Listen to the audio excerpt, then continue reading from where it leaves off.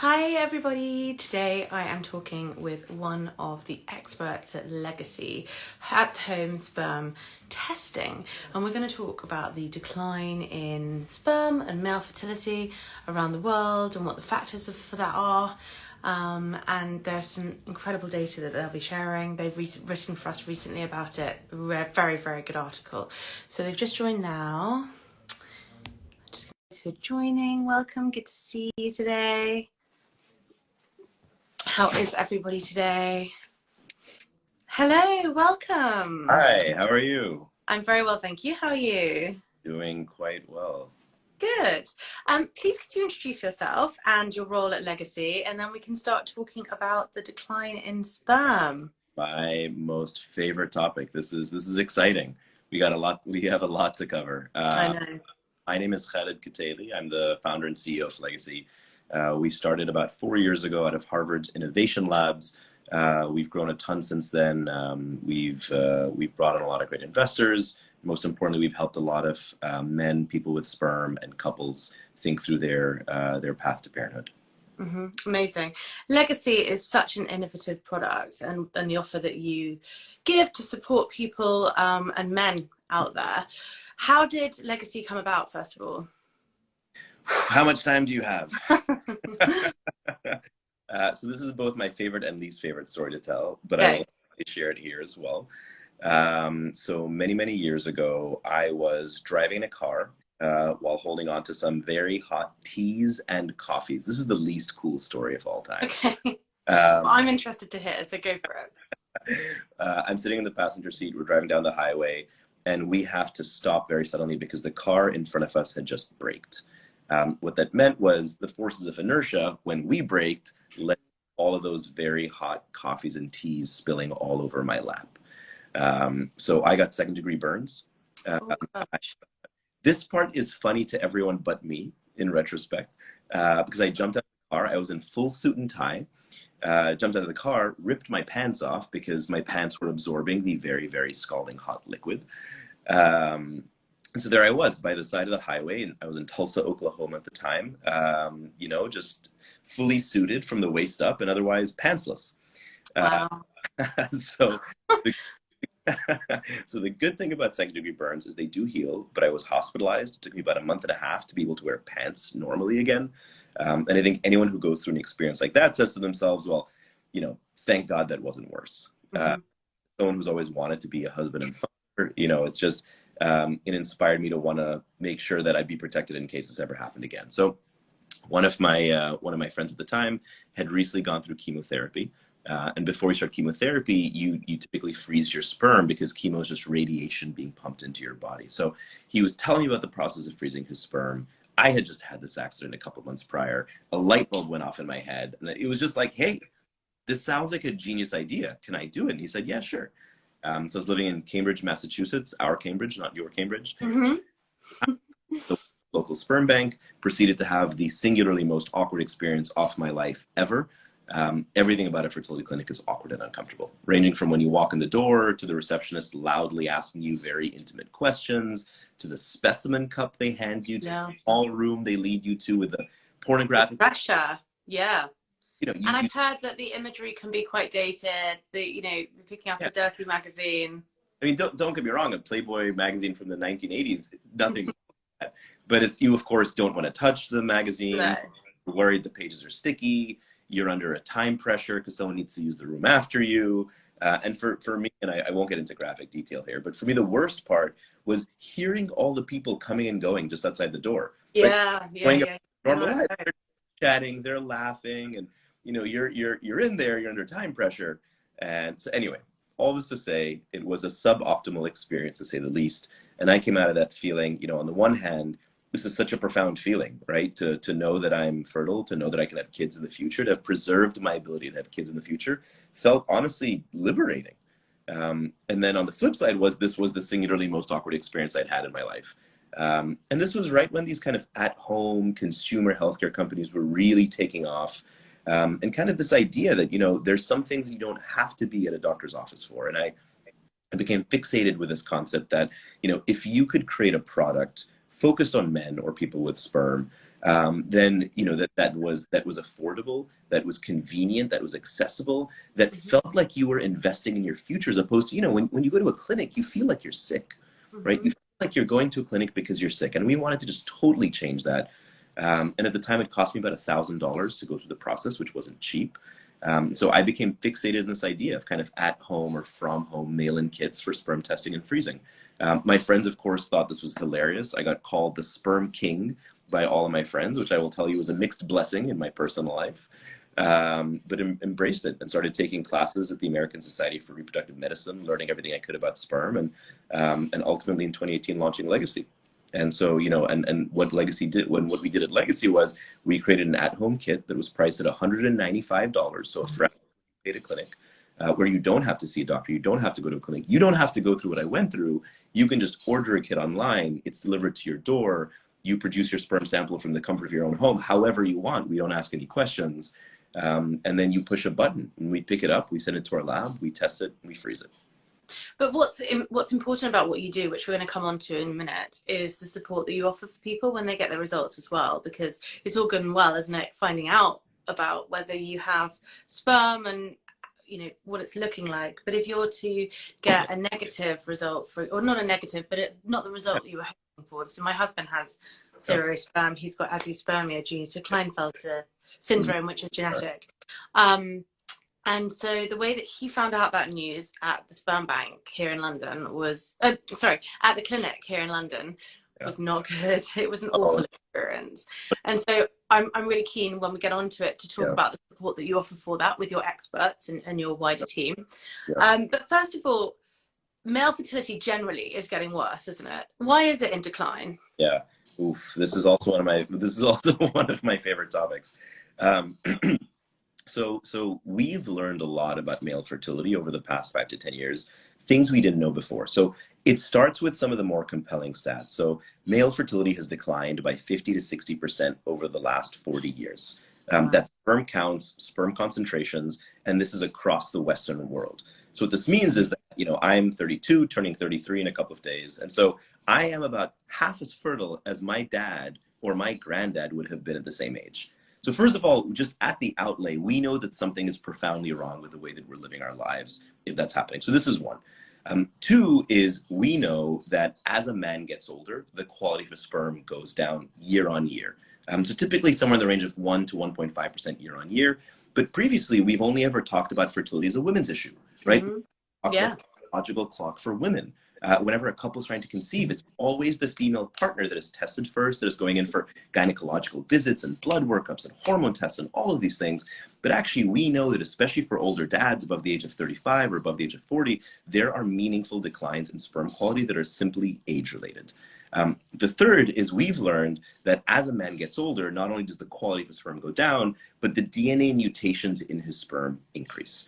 And so there was an Icelandic study that showed that men produce 4 times as many genetic mutations in their sperm as women do.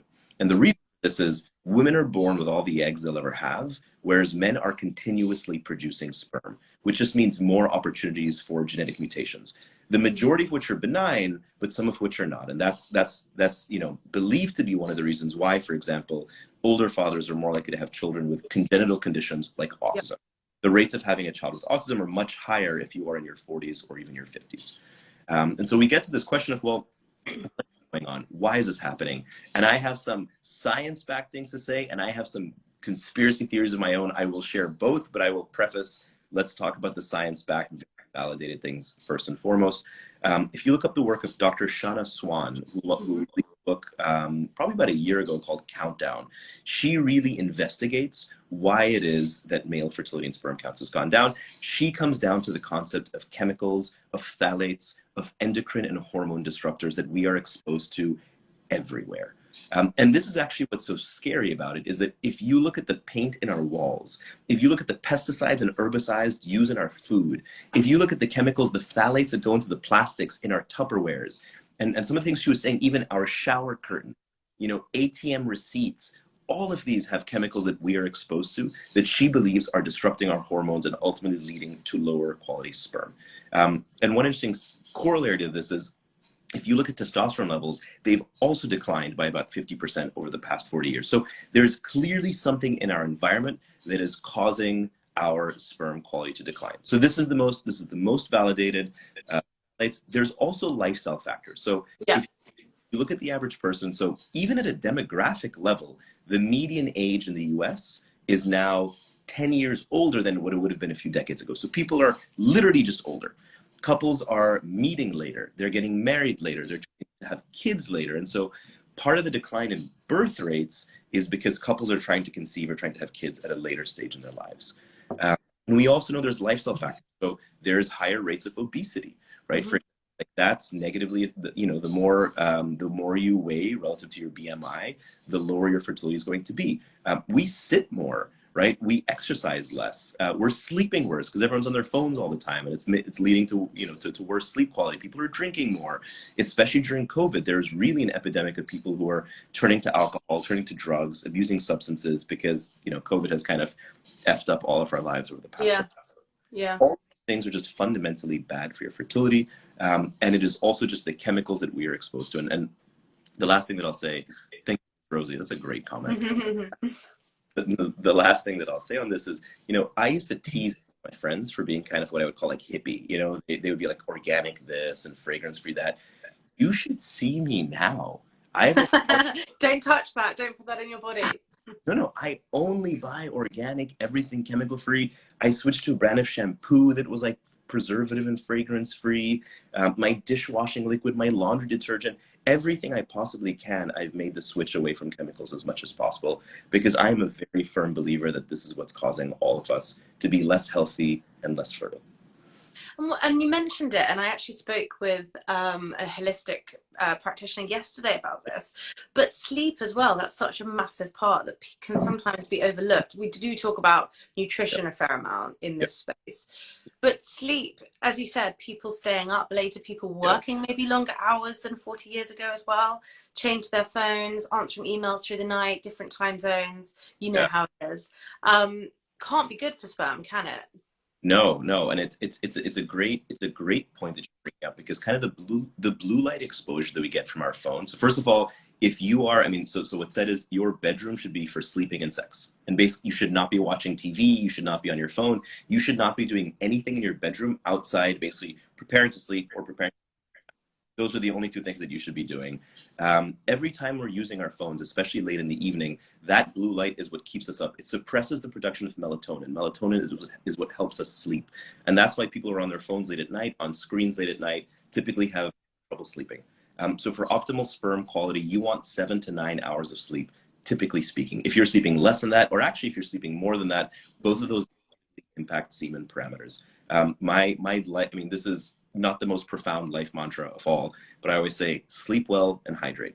If you sleep well, if you get a good night's sleep, your body is designed to take care of itself. Your body is designed to be, at peak performance.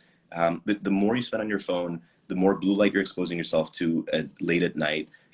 All of those are harmful. And then it's not just the light; it's the anxiety that our phones create, right? Totally.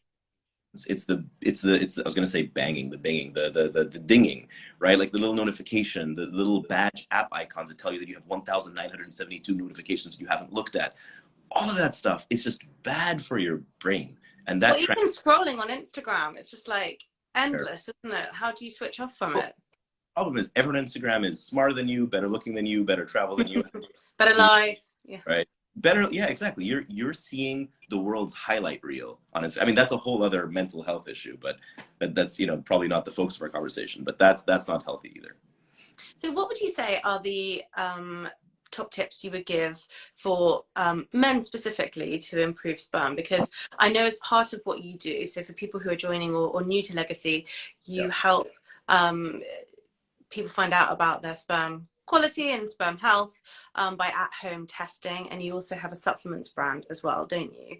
When people get their test result, they don't just get the test result, do they? They get recommendations on what to do to improve sperm if need be. Is that right? That is absolutely right. And so I want to touch on something you had referred to earlier, which is kind of the concept of continuity of care. I think the worst thing that you can ever do to someone is give them clinical results and not give them next steps, not give them a human at the Mhm. other, not give them something with compassion to help them figure out what to do. And so it's fine if you're giving someone results saying, hey, you're super fertile. You know, one of our investors actually has he's very proud of it, although I won't name names, has a 1 billion sperm count. He's very proud of that fact, right? He doesn't need anyone to hold his hand and tell him what that means. But for someone Mhm. who's back with subfertility or azoospermia, you need to have someone who's talking you through the process. And so a couple of things on this. The first is everybody who goes through Legacy has the option to fill out this detailed lifestyle survey. We've built out a fairly sophisticated algorithm which takes all of the latest science, all of the latest studies, takes your answers, takes the results of your semen analysis, and then can prepare 3 to 5 personalized recommendations for you. And by the way, the recommendations are rarely profound, something you never would have thought of, but it is very helpful to say, hey, you're letting us know that you're sleeping 6 hours a night. Here's how much we think your sperm quality would change if you were sleeping 7 to 9 hours a night, right? Or your diet is the wrong kind of diet, right? A Mediterranean diet is positively associated with semen parameters. It's advice even about whether you're wearing boxer briefs or boxers or underwear. All of these factors affect sperm production, and we're able to give you kind of the highest impact for you based on the way that you're living your lifestyle today. So that's one. Oh, go ahead. But I was sorry, I was just going to say, I think that's a really key point you make, because sometimes you just need someone who you potentially don't know, who's going to just guide you and give you that push to say, just tweak this slightly or just do this. Correct. And Correct. it's going to make you more inclined to give it a go than having that, Definitely. than being able to start it yourself. It's the same with nutrition, isn't it? Or starting a healthy eating plan or whatever. If you've got someone saying, go for it, try this, you're going to be more likely to give it a go. Yeah, 100%, especially if it feels a little bit more concrete. Like, hey, here are the top 3 things that you need to do. It's much easier than you need to totally overhaul your lifestyle. And one thing I really want to stress is that sperm is a great biomarker of your overall health. So actually, the results of your semen analysis can be quite predictive of how healthy you're living as a whole. And so we have some men who actually are getting their semen tested every 6 months because they like to track kind of the progress of their semen quality, because it's a great way of broadly identifying, are you living your life in a healthy way or not? Are you on a positive or negative trajectory? So everyone comes in, they have the option of filling out the survey, they get the personalized recommendations. Once they get their recommendations, if they're focused on improving their sperm quality, we offer them 2 things. So the first is for people who want to, there's some people who are very tactile. They like to do something tangible. And so they like supplements in part because the supplements we produced have minerals and vitamins like CoQ10, which have been positively correlated with improved semen parameters. What we found was for a lot of couples or for men, taking supplements every day shows their partner, especially if they're trying to conceive, that they are trying to be like they're trying to do their part. They're trying to be an active part of kind of the path to parenthood. So the first is, you have supplements you can take. We also offer every single person a complimentary telehealth call. So you want to talk to one of our fertility nurse specialists. You want to talk to our urologist. You want to talk to our chief medical officer. We will do that all for you, free of charge. You can typically get an appointment within a day or 2 days. So that way, if you're worried or nervous about your results, you have someone to talk to. And even if your results are totally normal, right, you can still have a conversation around what this means for you, things that you might want to change about your lifestyle. And then the third part of it is for folks who might have more serious conditions that would require a visit to a fertility clinic, we have built what we call the Find a Urologist tool. So you input your zip code. It's for anywhere in the United States. You input your zip code, and we can actually show you the top rated. So these have all been curated and handpicked by our team, overseen and reviewed and kind of approved by our chief medical officer. You can see kind of the top 3 to 5 urologists in your area. So you literally know where to go if you need more help and more advice. That's amazing, because we had to do all the urologist searching ourselves, or my husband did, and that's why we went to America, because of success rates for the urologist that my husband had found. But to have someone helping you do that would have just eased the burden so much. Yeah. It's such a personal and sensitive and intimate topic, right? That to have a trusted person with you on that journey, we believe it's a total game changer. And our mission statement is about humanizing the path to parenthood. Mm-hmm. So the clinic just said to him, I wasn't even there because I'd had to go back to work, and the semen analysis was done to time with their lab, so we weren't able to be there together, and we weren't expecting an issue, to be honest. They just said, you've got no sperm. So he just texted me saying, I've got no sperm. And I said, well, what do you mean?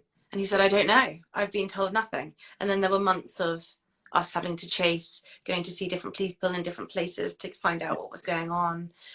So I think it's wonderful that you offer not just the opportunity for people to test at home where they feel comfortable, where they don't have the pressures we talked about at the beginning, but also the support to help people, whatever their result might be, find the help that they need. Someone just asked, is it available in Canada? Interesting. So I actually was born in Montreal, lived in Montreal and Toronto for a while. Many people on the team are Canadian. We want to expand to Canada. It is on the horizon for later this year. But you know, the Canadian regulatory agencies just have different protocols than the FDA and those in the US. So it just takes a little bit of time. So hoping by the end of the year, we've actually had, I mean, less so during COVID, but we've had a number of Canadians who have crossed the border, produced a sperm sample here, gotten it picked up, sent to our labs, and they go back to Canada. We had one person, wasn't in Windsor, Ontario. It was, God, I should know this. It was in Niagara Falls. And basically, he was living in Niagara Falls, drove over to Buffalo, New York, had a kit shipped there, you know, basically crossed the border, masturbated in his car. That's literally what he chose to do to produce the sperm sample, and then drove back home. Hey, that's Oh my goodness. There's also better than going to a clinic. yeah, fair enough. Fair enough. Someone's also asked, well, said that they're struggling to conceive following a vasectomy 13 years ago. Have you had men in situations where they've had a vasectomy reversed? We've had quite a few actually, and I want to make just one final point on you know what men do kind of once they get the results. We've also launched the legacy community. So for anyone who has questions, where you know some people prefer to phone in, some people like to do a Zoom call, some people like to be just super anonymous and post online about it. So we have a community where you can post questions, you can see what other people have asked. Our nurses will answer your questions, and so it's another option for anyone who wants to learn more or just kind of be engaged and be part of a community. We now offer that. A relatively new thing that we've launched over the past few months. Because it's really hard as a man to find communities like that out there. There are so many with lots of women in, but for men it's really hard. I remember my husband just going through loads of old blogs and just like really struggling to find support, even anonymously. Yeah, anything to do, we found, and we're working very hard to change this, but we found anything to do with fertility or even parenthood are so geared on the female partner. Yeah. That a lot of men actually feel alone and lost, and they don't have go to. I mean, if you Google, you know, parenting books, 90% of the time it's parenting books for new moms. But if you're looking up fertility help, 90% of the time it's, you know, female fertility focus. And so we are trying to be the one-stop, you know, resource for anything you need to do with fertility on the male side. Amazing. And for people who are interested in trying out your kit at home testing, we have a discount for our readers, which is Dad Life 65 for $65 off the sperm analysis kit. So I'm going to link the bio to an article that you guys at Legacy wrote for our readers, which is all about sperm health and sperm decline, and obviously helpful in giving people pointers into how they can change lifestyle and all the things that we've discussed to improve that, and also test from home and find out more about it if that's an option that they want to explore. And then also you've obviously got the supplements as well, so if men are or women are looking on behalf of male partners for supplements to improve sperm, they should head to Legacy too. Can you tell us a bit more about the supplements? Yeah. What's important to be in the supplements for sperm? Yeah, absolutely. And so I'll answer the supplements question. Just realize we didn't actually answer the vasectomy question. Oh yes, sorry. We have had plenty of men who have come to us after vasectomy. In fact, it's very common to make sure that the vasectomy reversal worked. So we have a lot of men who will freeze their sperm before a vasectomy. We have a lot of men who will come and test with us after getting a reversal done. You typically, I could be off on this, it's either you want to test 6 or 12 times once a month after the reversal to track kind of the return of your normal sperm production. So we've had a ton of men who've done that with us, and they simply order 1 kit a month, or they will pre-order a number of kits in advance. So that very much does happen. Then on the supplements, you know, we spent a lot of time, and initially I was hesitant about launching supplements because I think that there's a lot of snake oil out there, to be super honest. And so I wanted to make sure that anything we launched was science-backed, was reviewed, was formulated by our chief medical officer, who's a urologist who's been in the field for a couple of decades.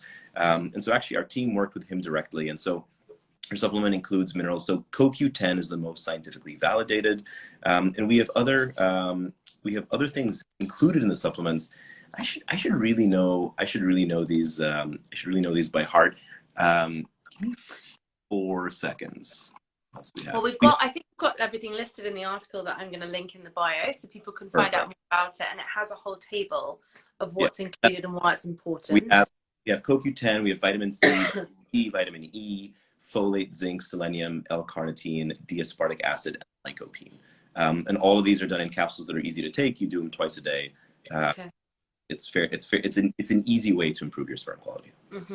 And really, people should be taking those if they can for 3 months prior to trying to conceive or having treatment, I presume.